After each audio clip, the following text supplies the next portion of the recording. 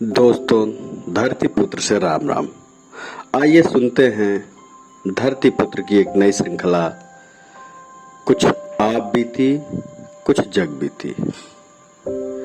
समय पूर्वाह्न 11 बजे का था। मैं छपरा उड़िहार मेमू 05135 ट्रेन से गाजीपुर स्टेशन पहुंचा था। धूप सुखाड़ के तीखेपन से सुर्ख हुए जा रही थी और अपने कार्य से यात्रा कर रहे लोग अपने गंतव्य के नजदीकी स्टेशन गाजीपुर शहर पहुंचकर उतरे और सभी लोग अपने गंतव्य पहुंचने के लिए स्टेशन के बाहर खड़े प्रतीक्षा कर रहे ऑटो रिक्शा व ई रिक्शा वालों की तरफ बढ़े और बैठने लगे। हर ऑटो ई रिक्शा वाला आवाज लगा रहा था और सवारियों को आकर्षित कर रहा था। रौजा रौजा, मिस्र बाजार, भूतैया टाड़। तभी एक ऑटो रिक्शा वाला चलते हुए इशारे से आंखों की भौहें ऊपर चढ़ाने के साथ उचक कर सिर ऊपर करते हुए मुझसे पूछा, कहाँ? मैंने झट से कहा, गोरा बाजार। गोरा बाजार रविंद्रपुरी के नाम से जाना जाता है, परंतु चलन में गोरा बाजार ही है। ऑटो में सवारी मेरे अनुसार अब भर चुकी थी, परंतु वो ऑटो चालक सीट पर बाएं तरफ खिसकते हुए एक सवारी की जगह बना लिया और पूरी भाव भंगिमा के साथ संकेत करते हुए कहा, बैठ जाइए। मैं भी बैठ गया। ऑटो रिक्शा वालों के लिए यह साधन पुष्पक विमान ही होता है, चाहे जितनी सवारी बैठ जाए एक सीट खाली ही रहती है। हम बैठते ही ऑटो चालक से कहे, हमारे पास खुले पैसे नहीं हैं, मैं बैठूं? ऑटो चालक मुस्कुराया और बैठने की मौन स्वीकृति दिया। मैं भी बैठा रहा। ऑटो जिला साधन सहकारी समिति के कार्यालय के पास पहुंचा। ऑटो वाले ने अधेड़ उम्र की महिला को आवाज देते हुए कहा, ए चाची, आओ बैठ जा। वो महिला पीछे मुड़ते हुए देखकर झुंझलाहट भरे भाव में बोली, ओ मन जगह बा कि बैठ जाई जा। ऑटो चालक ने कहा, आवा, हम जगह बनावत हई। परंतु महिला आगे बढ़ती गई और कुछ बड़बड़ाती रही जो ऑटो की आवाज में सुनाई नहीं दिया। ऑटो वाला भी सधे अंदाज में बुदबुदाते हुए कहा, सबके फाइल के बैठे के चाही, पीजी कॉलेज चौराहा जाए में घूम के जाए के पड़ता, ऐसे जाए पर खाली तेल का पैसा बाची, कैसे केहू चले। और चलते हुए नसीहत मुझे दिया कि अपना पैर थोड़ा सा अंदर कर लीजिए सर, नहीं तो कोई ठोक देगा। मैं भी हंसते हुए कहा, चाची जैसे हमको भी ज्यादा जगह चाहिए थी तो थोड़ा बाहर कर लिया था। और यह कहते हुए मैंने पैर अंदर कर लिया और आगे बैठे लोग मुस्कुराए। ऑटो वाला भी मुस्कुराया, जिससे उसके पान से जंग लगे आगे के दांत दिखे। ऑटो शास्त्री नगर डीएम आवास होते हुए विकास भवन चौराहा पहुंचा। इतना परिक्रमा इसलिए करनी पड़ी क्योंकि मुख्य मार्ग बंधवा सिंचाई विभाग चौराहा मार्ग पर सीवर लाइन का कार्य प्रगति पर था। अब ऑटो गोरा बाजार, दुर्गा मंदिर और फिर पानी टंकी एक एक सवारी उतारते हुए रविंद्रपुरी हमारे गंतव्य गौरव उत्कर्ष एसोसिएट फर्म के सामने हमारे आग्रह पर ही रुका। हम उतरे और 500 की एक नोट निकालकर ऑटो वाले की तरफ बढ़ाए। ऑटो चालक मुस्कुराया और पीछे सवारियों की तरफ मुखातिब होते हुए पूछा, है किसी के पास?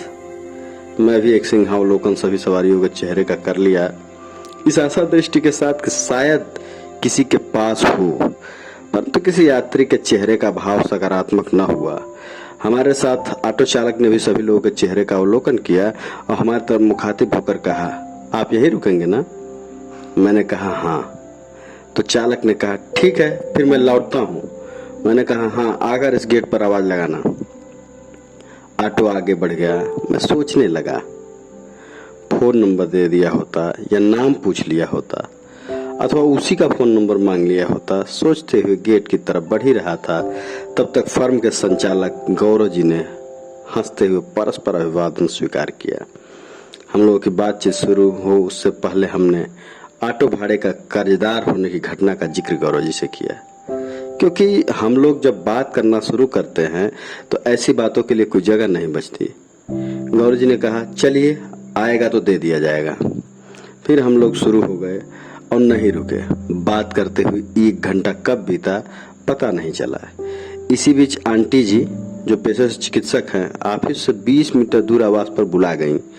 आई और कहीं कि आप लोग आओ, नाश्ता कर लो। पर मैं वहां से हिलना नहीं चाहता था कि ऑटो चालक आएगा और मुझे न पाकर लौट जाएगा और उसका नुकसान होगा, मैं अपराधी बनूंगा।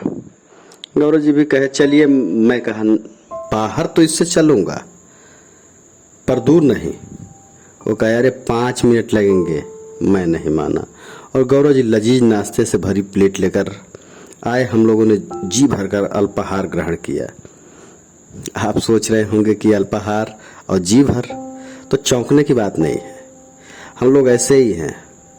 बस अब तो आप जान ही गए होंगे कि हम लोगों के खान पान कैसे हैं।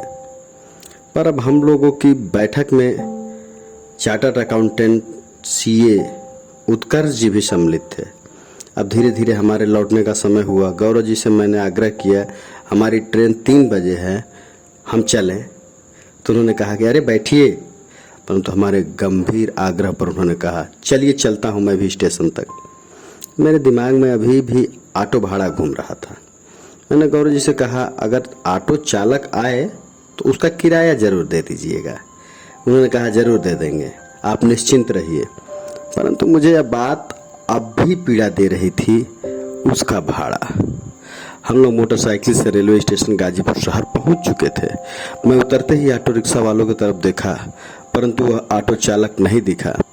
मैं एक ऑटो चालक के पास जाकर चालक की हुलिया बताते हुए पूछा कि ऐसी दाढ़ी वाला ऑटो चालक किधर है जो 11:38 बजे वाली DMU गाड़ी से सवारी भरकर PG कॉलेज गया था।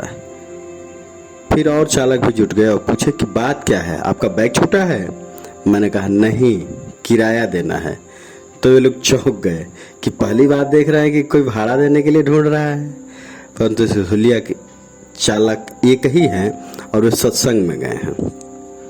मैं कहा कि आप लोगों को इस हुलिया का चालक मिले तो उससे कहना कि जहां उतारे थे वहीं से जाकर भाड़ा ले लेना। और गौरव जी को पुनः कहा कि आप जरूर दे दीजिएगा। गौरव जी ने हंसते हुए कहा आप निश्चिंत रहिए, मैं दे दूंगा। अब मैं गौरव जी से विदा लेकर लौटने वाला ही था, तब तक वही ऑटो सामने आते दिखाई दिए। मैं सीढ़ी से उतर गौरव जी को बोला यही ऑटो है, और जिन ऑटो चालकों से पूछा था वे भी वहीं थे। मैं उस ऑटो चालक के पास पहुंचा जिसकी प्रतीक्षा में था।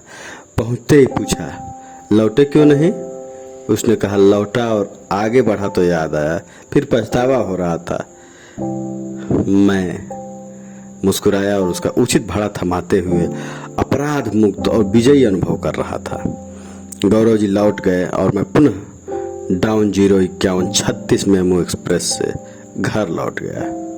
दोस्तों फिर मिलेंगे नई कहानी के साथ, तब तक के लिए अलविदा। अगर आपके पास भी कोई कहानी है तो हमें भेज दीजिए viranjay.guru@gmail.com। लाइक करें, सब्सक्राइब करें और शेयर